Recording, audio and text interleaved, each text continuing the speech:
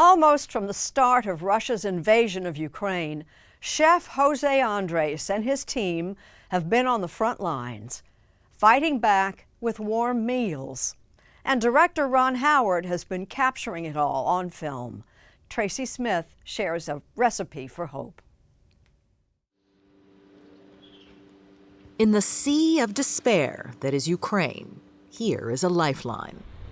Chef José Andrés and his World Central Kitchen have been on the ground for months, feeding thousands of Ukrainians whose lives have been upended by the war. How much are you back and forth these days? Well, I've been more than 40-some days in Ukraine. And for him, that's not all that unusual. It needs to be very quick. Pa, pa, pa, boom. For the past 12 years, Andrés has brought his not-for-profit kitchen to the front lines of catastrophe. They've served more than 60 million meals. You never know when the call is gonna arrive. I'm from home or from where? From earthquake-ravaged Haiti. There's no food, no water, nothing. To hurricane-battered Houston. Again, we're going through very high water. Take a look. I'm so glad that we had this track. But Ukraine is a little different. It's the first time Chef Andrés and his people have operated in a war zone. Right here is the kitchen area. On April 16th, a missile hit one of your kitchens. How is everyone? Well, the people that were with World Central Kitchen, we had 4 wounded persons, and they went to the hospital, and thank God, everybody was fine. Truth is, it barely slowed them down. What happened the hours after was unbelievable. The owner of that restaurant asked all the team members, what do you want to do? And they said, we want to keep cooking. We want to keep fighting. We're chefs. When there is need of food, we show up and we try to feed people in need. That drive to keep serving against all odds is the subject of a documentary streaming this month on Disney Plus called We Feed People from director Ron Howard. Is it tough for you as a documentarian to remain detached from this? I wasn't really trying to be detached. I mean, I was trying to share what I was learning and experiencing and feeling. We're good. Okay, team huddle. Whenever there is a fight so hungry people may eat, we will be there. And that feeling, apparently, is contagious.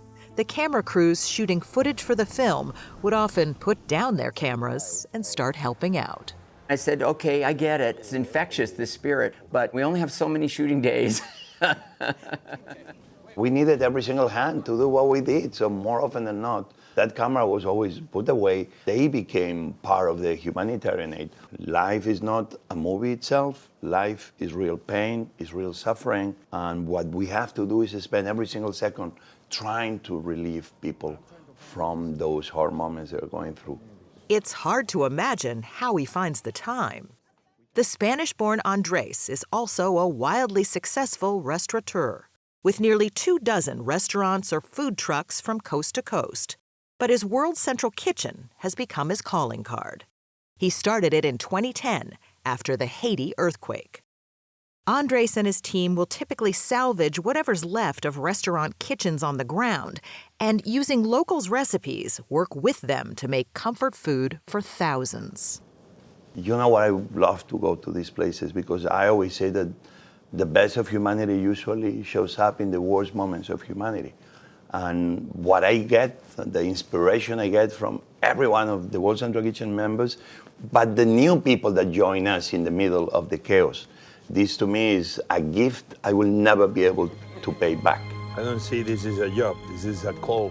Yes. I love your smile to the people. I love to see how much they love you. And you embrace the spirit of World Central Kitchen. Thank you. We met up with the chef for a brief moment in New York City. He was on his way to Spain and eventually to Ukraine again. And now you're part of it too, Ron. Well, I'm thrilled to be part of it. It's an honor. Howard says he was drawn to José Andrés' unbelievable story, but at first the chef balked at doing the film, worried that it'd be all about him. He was hesitant. He said, this is really World Central Kitchen. I don't want a camera following me around trying to tell the Jose story. Howard managed to convince him by bringing up another movie he'd once made. Houston, we have a problem. I said, did you ever see Apollo 13? Apollo 13, you recall, was about an explosion aboard a spacecraft. This is what I love, our teams coming together and solving a problem. I want this marked. And the people on the ground who gave their all to bring the astronauts home alive. We gotta find a way to make this fit into the hole for this, using nothing but that. Apollo 13 is also the movie that got Ron Howard interested in telling real-life stories, even though at an early test screening, one of the audience members actually thought Howard had made it all up. This is Odyssey. It's good to see you again. I remember it was a 23-year-old Caucasian male, rated it poor, wouldn't recommend it, terrible. More Hollywood bull with 2 exclamation marks. They would never survive. 3 exclamation marks. I realized he didn't know it was a true story. And to him, it was hokey. And I thought, well, this is why you choose these subjects. This is why you tell a story based on real events, because you choose a subject where you say, how the hell could that have happened? Yeah, I mean, that's a great question for World Central Kitchen. How the hell could this have happened? Really? Yeah, it starts Isn't there. I mean, I know that very often people think we do the impossible possible.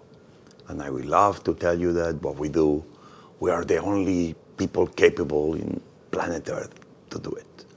But this is far away from the truth. What we do is not so special. Of course, what makes them special is that they step up to help. Not next week, not tomorrow, but right now. Why do you think it works? I know you say we don't have meetings, we don't make announcements, we just go. If we say we don't plan, it's because every hour you are planning for something is 1 hour you are missing of being on the ground feeding people. And sometimes you say, but you need to organize to start feeding people. Well, not really. You can always be driving. And you may decide to make right or make left. And you don't know if you're taking the right turn. But let me tell you one thing, my friend. You will only be able to turn right or left if you are moving forward. It's never a wrong decision in an emergency if actually you are making things happen, because you have the next day to correct that decision. At the end, it's always good because you are moving, you are driving forward, you are meeting the needs of the people. Recibo, mam. Guapa. Wait.